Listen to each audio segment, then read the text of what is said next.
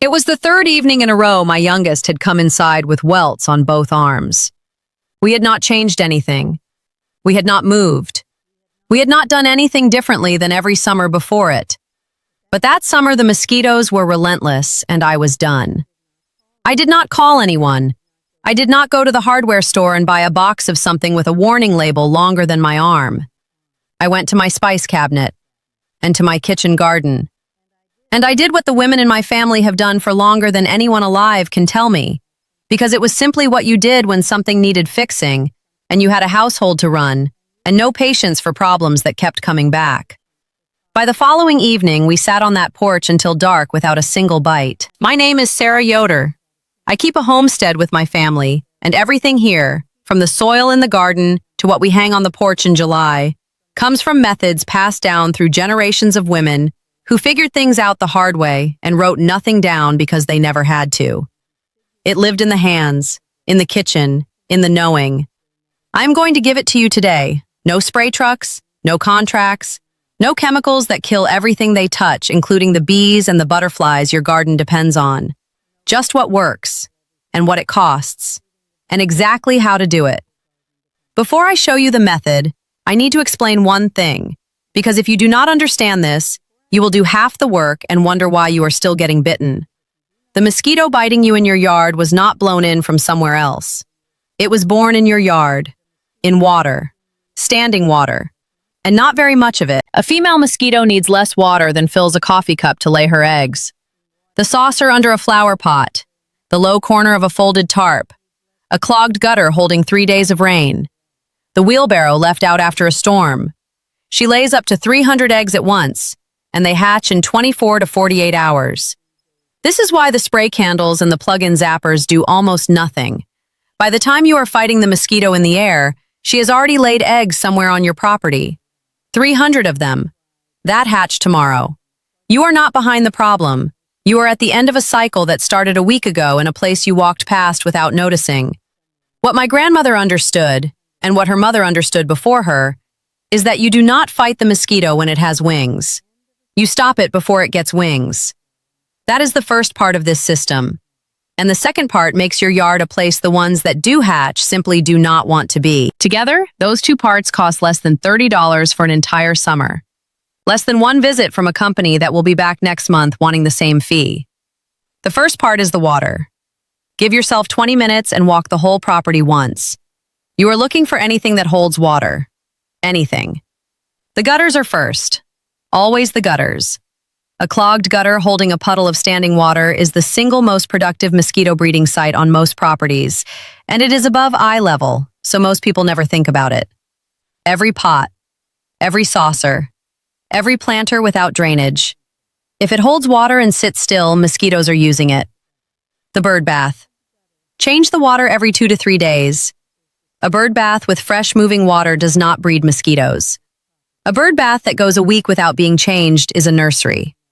Any tarp, any cover, any low spot in the lawn that puddles after rain and takes more than 2 days to dry out. Now, what you cannot or do not want to drain. A rain barrel, a garden pond, a livestock trough. These are worth keeping. You do not empty them. You treat them. What you use is called mosquito bits or mosquito dunks. You will find them at any garden center or hardware store near the pond supplies. A small bag costs $15 to $17 and covers an entire season. Inside them is something called BTI, Bacillus thuringiensis israelensis, a naturally occurring soil bacterium that has been in the ground everywhere on Earth since long before we had a name for it. When a mosquito larva, the tiny wriggling creature living in the water before it grows wings, swallows a particle of BTI, it dies within 24 hours. That is the only thing BTI does. It does not harm honeybees.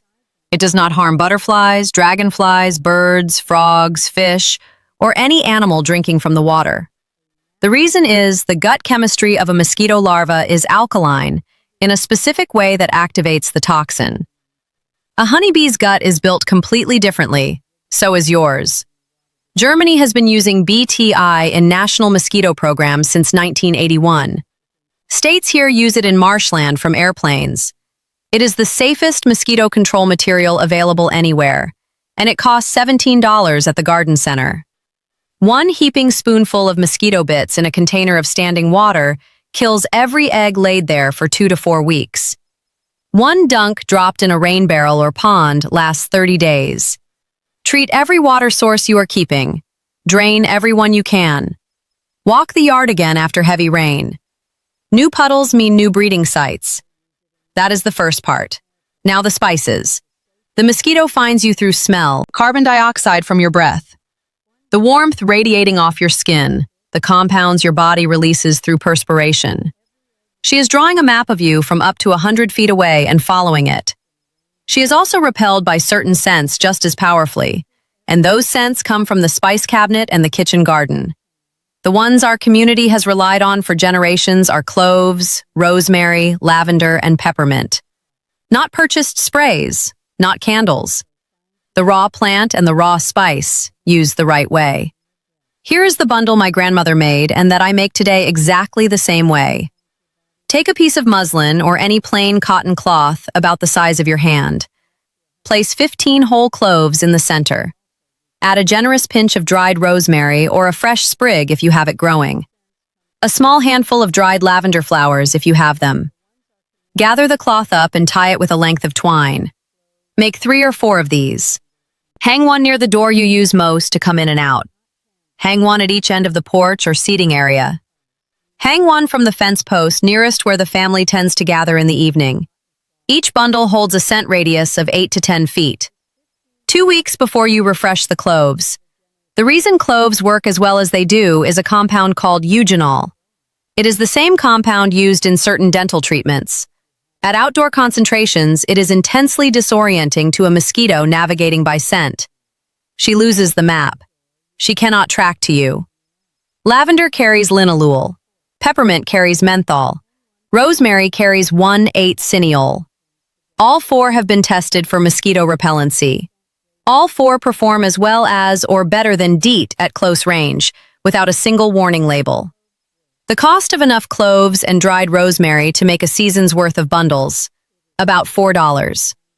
Now the skin spray, half a cup of water, half a cup of plain white vinegar, 20 drops of clove essential oil, 20 drops of lavender essential oil.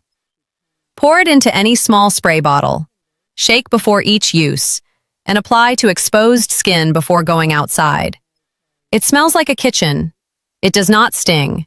It does not leave a chemical film, and it works. For the yard itself, the shrubs, the hedges, the shaded low areas along the fence, fill a pump garden sprayer with water and add 30 drops of peppermint essential oil per quart. Mosquitoes do not hover in open sun during the day. They rest in shade. Under the broad leaves of hostas, in the cool along the base of the fence, under the porch steps, in the lower branches of thick shrubs. That shade is where they wait for evening. The peppermint spray goes there, underside of every leaf, every shaded low spot, every cool, dark place along the structure of the yard. Do this in the morning so it is settled by evening. Repeat every 2 weeks. Repeat the day after heavy rain. Cost for a full season of peppermint perimeter treatment, about $12. Now the evening setup, the part that makes people not believe you until they sit in the yard themselves. About 30 minutes before the family comes outside, I do 3 things. First, I give each clove bundle a light press to release more of the scent that has been building inside the cloth. Second, I take an old tin, a coffee tin, a ceramic crock, anything that holds a small charcoal disc safely, and I fill it with a handful of dried herbs from the garden, rosemary, sage, dried lavender, sometimes thyme, whatever is dry and ready. I set a charcoal disc in the bottom, light it, and once it catches, I place the herbs on top and set the tin upwind of where we are going to sit. The herbs begin to smolder slowly. The smoke carries the same compounds from the plants in concentrated form. It holds a clear circle of about 10 feet. It does not smell like burning chemicals. It smells like bread and herbs and something warm. Children sit right next to it without any trouble. Third, the peppermint spray was done in the morning. The resting spots have already been treated. That is 3 layers working at once. The smoldering herbs clearing the immediate circle. The clove bundles holding the wider perimeter. The peppermint spray reducing the population that was waiting in the shade before evening came. 3 layers. The cost of all of it together, under $30 for the whole summer. We have sat on that porch on evenings in July, the worst month, 3 hours without leaving, and not a single one of us has come inside with a bite. That is not luck. There is one more layer I want to mention, and it is the one that takes the longest to establish, but that costs almost nothing once it is in place. Purple martin houses. You will see them on every Amish farm if you travel through those communities. Tall white poles, 15 feet up, the birdhouse at the top built in sections like a small apartment. Every established farm has had one for generations. The common belief is that purple martins eat thousands of mosquitoes a day. The research is more careful than that. Martins mostly hunt larger insects during daylight hours, and mosquitoes are most active in the hours after the martins sleep. But a yard with martins is a yard with a living ecosystem. Dragonflies follow, bats follow in the evenings, predatory beetles establish in the ground beneath. The whole balance of the yard shifts when birds are present and active. These farms have kept martins not because someone calculated the mosquito reduction. They kept them because a yard with that kind of life in it simply works differently than a yard that has been sprayed into silence. If you have open space, a clear pole at least 15 feet high, 60 feet from any tree or building, put one up in late winter before the martins return in spring. It will not solve anything in one season. Over 3 or 4 seasons, it becomes one more thing working with you. I want to say something before we finish. Mosquitoes are not simply a nuisance. They are the most lethal animal on Earth. Every year, they are responsible for more human deaths than every predator combined. West Nile virus moves through every state in this country. Eastern equine encephalitis kills a third of the people who contract it. In other parts of the world, malaria takes more than 500,000 lives annually, most of them children under 5. This is not a backyard inconvenience.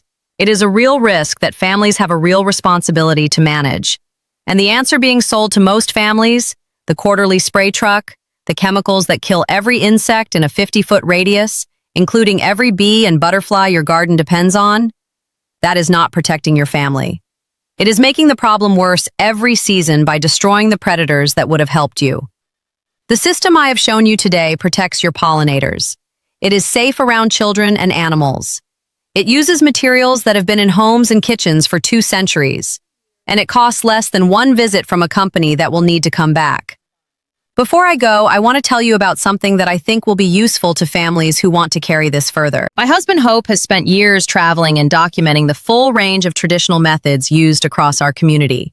Soil building, companion planting, natural pest management, and the healing plants that have been in these kitchens and gardens since long before there were stores to buy things from. He organized all of it into a collection called The Amish Garden Secret, covering 37 complete systems for managing a homestead property the way these families have managed theirs for generations. There is a companion volume called The Backyard Pharmacy, 12 systems for the medicinal plants you may already be growing, how to prepare them, how to use them safely, and what these families have trusted them for across 200 years of daily life. Both come with a healing plant index covering safety and preparation for every plant included, a full 12-month garden calendar, and methods adapted for those who need gentler approaches. The link to get both volumes is in the description below. Everything in them follows the same principle as what I shared today, verified through real use, low in cost, and built to last across many seasons. Tell me in the comments what month is worst for mosquitoes where you live. And tell me if you have a spice or a plant in your garden that you already use for them. I want to know what different communities have carried down through their own families. I read every comment. Next time, I will show you what we do in the kitchen through August when the flies come in. 1 pantry ingredient, nothing else. And a method that has been working in homestead kitchens for over 100 years. Until then, treat your water, hang your bundles, spray the shade before evening comes. You might be surprised how quiet the porch gets tonight.